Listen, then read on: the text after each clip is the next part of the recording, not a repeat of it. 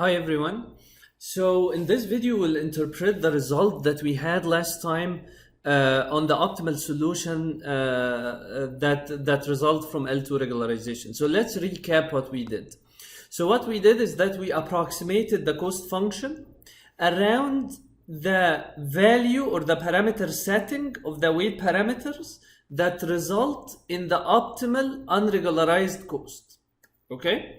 So let J be the unregularized cost. That cost has a minimum value at omega star. Then we use Taylor series to have a quadratic approximation of the cost function around omega star. And then we found the gradient of that approximation of the cost, of the regularized cost. And we found the minimum solution, which we called it omega tilde corresponding to that approximate to the regularized cost that relies on this quadratic approximation. Now omega tilde we found it to be equal to this expression right here, right? Where Q is an orthonormal basis of the eigenvectors of H, where H is the Hessian of the cost function with respect to omega evaluated at omega star, right? So H is a matrix, Hessian matrix, that contains second derivative information with respect of the cost with respect to the weight parameters W evaluated at the minimum point W star, right? And lambda, right? So remember this, when we say H is the Hessian matrix of the cost, we mean the unregularized cost with respect to omega evaluated at omega star. And lambda is the diagonal matrix of eigenvalues of H, right? Now let's interpret this expression right here. So first we have QT, Q transpose omega star. So what is this? This is a projection of omega star. So omega star is the parameter setting, right, that results in the minimum unregularized cost. Okay, so think of this parameter setting as a point in a vector space whose dimensions equal the number of parameters, right? Now Q transpose omega star is just a projection of that point over a basis, and that basis is represented by the eigenvectors of the Hessian. So for example, if I have two-dimensional Euclidean space with the x-axis and y-axis as basis, I could come up with another basis for that space like that, right? So these new lines represent another basis. So one point that's here, I could project that point over the new basis. Right? So that's what's happening. I have the eigenvectors of H. I project omega star on the eigenvectors of H. And then I scale the values of this projection because this is a diagonal matrix. Lambda is a diagonal matrix. The identity is a diagonal matrix. So here I have lambda plus alpha I inverse times lambda. This whole thing is a diagonal matrix, right? So that's a diagonal matrix whose elements equal lambda over lambda plus alpha I, right? So that's a diagonal matrix that looks like lambda 1 over alpha plus lambda 1, lambda 2 over alpha plus lambda 2, and so on, right? So that whole thing that's highlighted here, this is a diagonal matrix with elements equal lambda I over alpha plus lambda I. So I scale by that value. That means what? That means that along the directions, right? By directions, I mean eigenvectors, where the eigenvalue is large, the regularization has a minimal effect.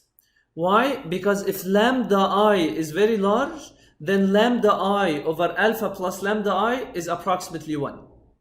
Right? So this value here is approximately 1 if lambda is very large.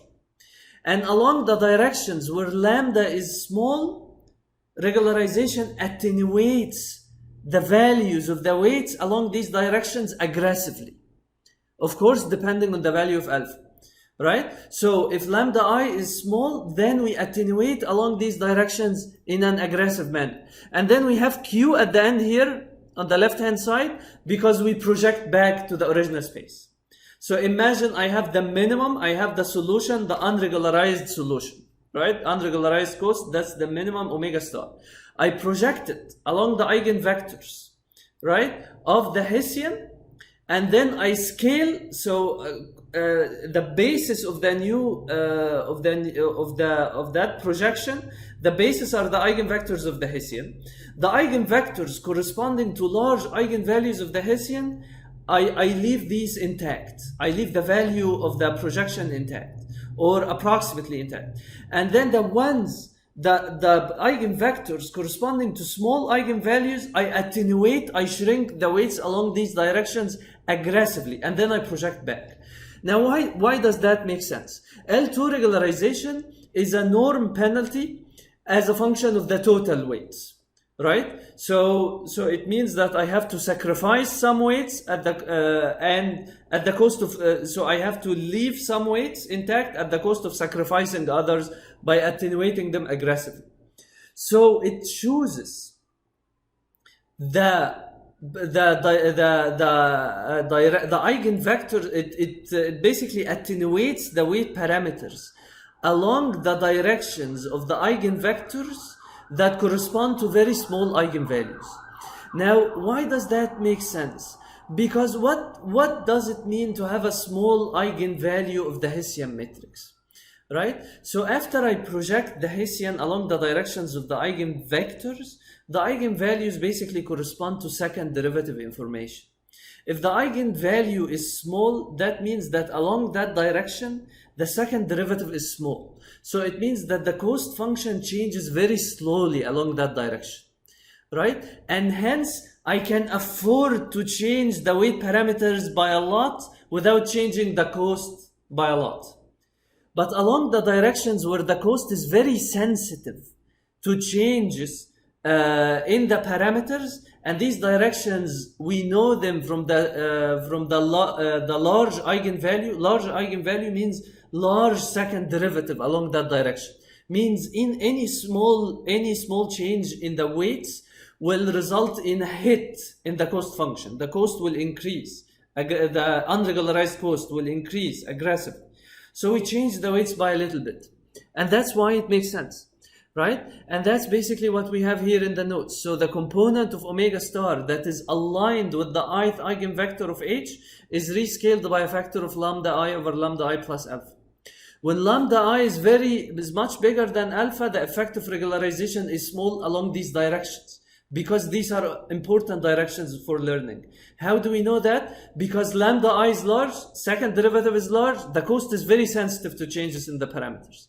When lambda I is very small, then regularization pushes that component towards zero, because the objective function is not sensitive in that direction, because the second eigenvalue is very small along that direction, right? So I can afford to shrink the weights or the projection of the weights along these directions aggressively and not change the cost by much, right? So before we conclude, remember that for linear regression, actually the true cost function, the mean square error, is quadratic, and hence the above analysis applies exactly. So this approximation, quadratic approximation of the cost, becomes exact for the case of linear regression. But for other cases, in general, this is only an approximation of the cost as we stated earlier. Thank you.